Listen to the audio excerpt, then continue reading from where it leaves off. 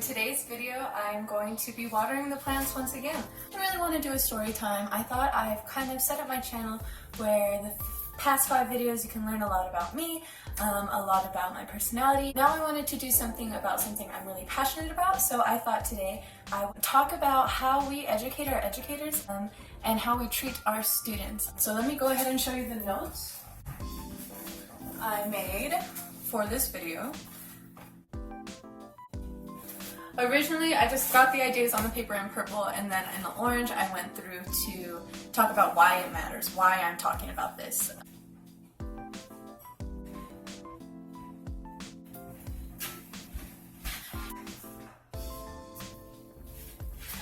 One of the first things I want to do before I start the video is just, I'm not trying to gossip, I'm not saying names, schools, classroom, anything. It's totally anonymous. The only thing I want to talk about is like pedagogical ideas behind what I saw. I think it's really important, one, is because this is all examples of how we are educating our educators. What I went through is an example of one of many scenarios. Some of the things that I saw, I think it will be alarming that we are being shown this when demonstrating how to teach. What does this say about what we're teaching our teachers? And then 2, it needs to change. I think that teachers need to continue to stay open-minded. I know I'm a fresh new teacher, so I have to be. I have so much to learn. But I think staying that open-minded throughout the years as educational practices change. Also, I think it's really important if you are student teaching to know that you need to also have respect. Yes, you have no experience, but just like we should all respect our students in our class, we should respect ourselves even if you're just student teaching. That's one reason I decided to speak out and just make a video about the things that I experienced, because I don't think that anyone should devalue their opinion. Another reason I'm making these videos is because they're examples of how students are being treated. Next thing that I want to talk about is how you handle students that are being disruptive.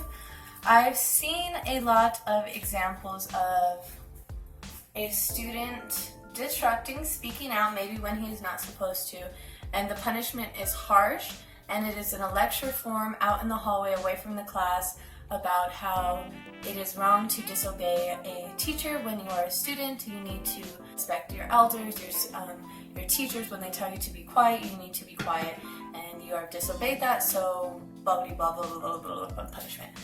So yeah, a lot of people might not think that that's alarming or care or think that that's normal because that's how they went to school, but in my experience that doesn't solve anything. When you just get to lecturing about teacher versus student respect levels, it's not going to translate to the students and you're not going to solve any issues. I have learned one way by watching this explode into a situation where a student was crying after being lectured so much that they were the student, that they needed to respect the teacher, because oftentimes when students are acting out in class, when they are talking when they are not supposed to, it is because they are seeking for attention that maybe they are not getting somewhere else.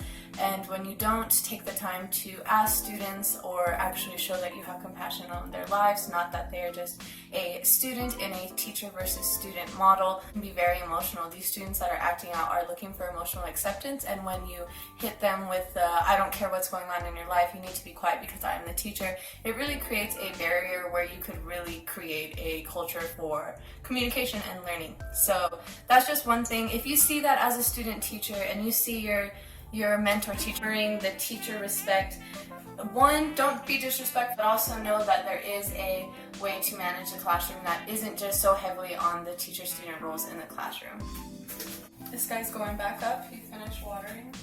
So one example specifically that I want to talk about is we were having a discussion in class regarding a poem that was dealing with depression, in which a student stated, I don't really believe in depression. The family that I'm raised in doesn't recognize that. People just need to value and appreciate what they have, which already was very difficult conversation to bring up, which should have been handled in a very constructive way to make sure no one felt uncomfortable. Especially because it kind of got serious very quickly. So when she said that, I could feel the tension in the room. We all looked towards the teacher to see how it would be handled. The teacher responded when your mother died, didn't you feel depressed in any way when she died last year? Which did exactly the opposite of calm the tensions in the class. It just heightened them. In that moment, I felt very bad for the student because you are never supposed to put a student on trial in front of the classroom. Also, when it's regarding something so personal as a mother being lost, you should never single out a student for any way. We learned it in school. Like, if say you're talking about indigenous cultures, don't pull out the one kid that has an indigenous background and say, well, how do you feel about this? How do you feel about this topic? In the same way, if you're reading about something with depression and something comes up, don't say, well, you suffer with depression, right? Tell us your story. Never ask for such personal information from a student. Yeah, another thing that I saw that really just...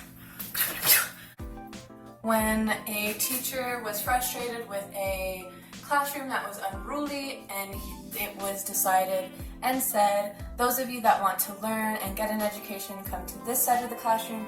Those of you that want to goof off and waste your life, go to that side of the classroom. This whole setup just is so counterproductive in so many ways. One, you're reinforcing that there are kids that can learn and kids that can't learn. There's kids that they have already been probably told their whole lives, especially if they're a little rowdy, that they're not going to be successful in the classroom, and it's praising those kids and separating them, taking them away when they want to succeed, which you're literally creating a boundary between these two, which is exactly what the opposite you want to do. You want to make sure that the class is collaborative and everybody feels valued, not devalue half of the class, directly reward and praise the other on the other side of the room. This is just something that is so disheartening because these are students' experience of English language arts, and they're never going to think about the time that they talked about literature or wrote a poem or wrote an essay or explored a film comparison. They're just going to remember when they heard a lot about their teacher's personal life, and then when it was finally time to get back to work, which it wasn't scheduled, there was no really culture of learning, they were punished when they didn't want to get on board with it. So it really just shows how much needs to change. Yeah, I'm going to link an article that goes into a little bit deeper topics what I'm talking about, so please read that if you're interested, because these things are really upsetting. Yes, it's just my experience student teaching, but it's also all the students' experience going to English class. As a side comment, I've talked to teachers that have stated I do not read women's literature, it is very corny and it is very flowery. These kind of comments, if you are just a person in this life that has to hear that, just know to always just talk about it. Don't be passive, don't just say, oh well, that's good for you. Just especially if students are watching, if there's a room full of 30 kids that hears a comment like that, say something. Why do you think that? Well, have you ever read this? Or can we talk about why you have that stereotype against women's writers? Maybe is it because you haven't read more than one or two authors? You know, just asking those kinds of questions to start a conversation, to demonstrate to students that you do not have to hear ignorant comments and stay quiet, especially because they're coming from a power figure that can be a teacher, especially if you're a high school student. Just make sure that even if you realize that some of the video got caught up. I already started putting some of the plants away because I thought I was done with the video. So these are the comments that I was talking about before the video died. One was, you're just going to end up 16 and pregnant.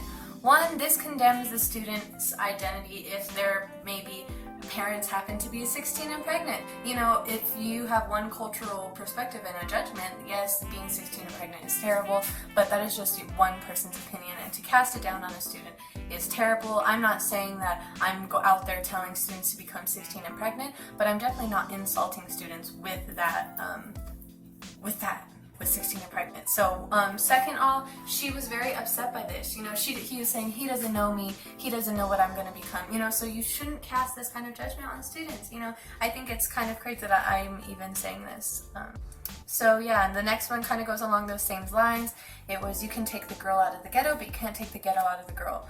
Once again, you are making these negative stereotypes about ghetto. Who is ghetto? The way that I went around talking about this with the student is we broke down where the word ghetto comes from. And then we talked about, teacher was using, you know, common stereotypes that he had decided were valid. to insult her. That way she knows that her identity is not grounded in being ghetto. I am so happy that these students had me to come and vent to about these comments that were made to them, because who knows how they would have internalized them had we not talked about it. Another one that just gets me so fired up, so angry, is "you don't look like you need a wheelchair."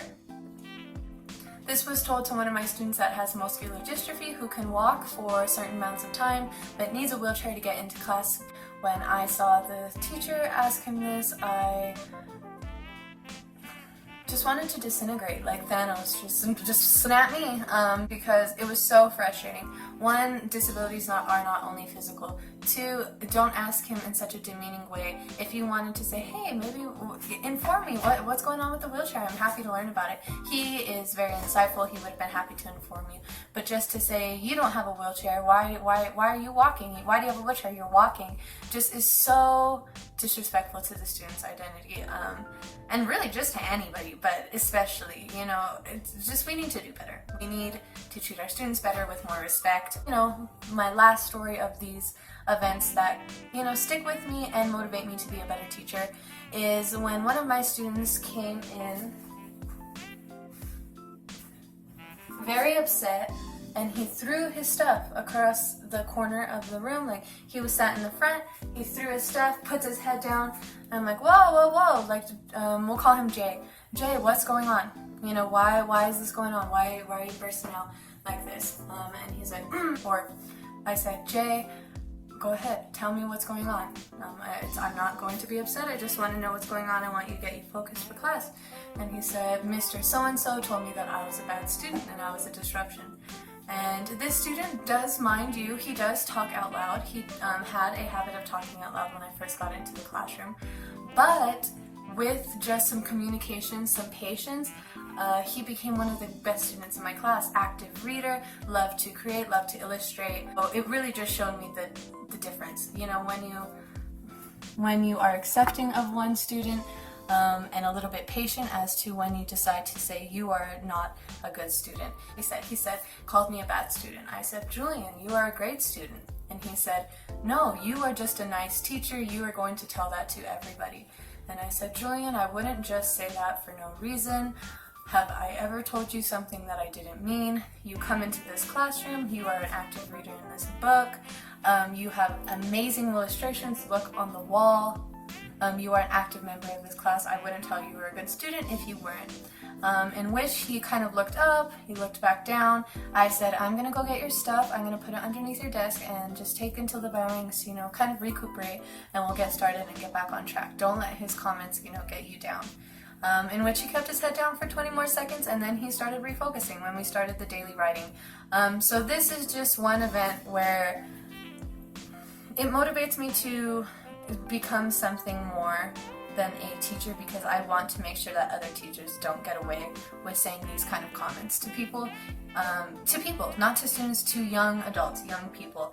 To tell them that they are a bad student, just say something else. You don't have to say that. You don't have to say that you are a bad student. You don't have to cast that on them. You can say, you can be patient, ask them maybe why they're disrupting. I'm not saying that you need to counsel them through their whole life problems, everything that's bad that's ever happened to them, but you can definitely say what's going on. Hopefully you guys enjoyed this video. I'm going to continue putting away the plans. I like that this was a little more topical. I think that the first couple 5 videos really help you get to know me as a person, and this is kind of more about what I'm passionate about, what I think needs to change. We need to just remember that when we are teaching, and we are mentor teaching, our student teachers are going to be the fellow educators that educate hundreds of students. So you need to make sure that you are keeping up with the latest information. That goes for any teacher. Just keep up with the latest information. Make sure that you're practicing the most culturally relevant stuff. I'm gonna go finish putting away the plants. Thank you so much for watching. If you have any recommendations for any videos that I should make, please leave them down below. And I hope if you're watching this that you are having a good day. So, bye.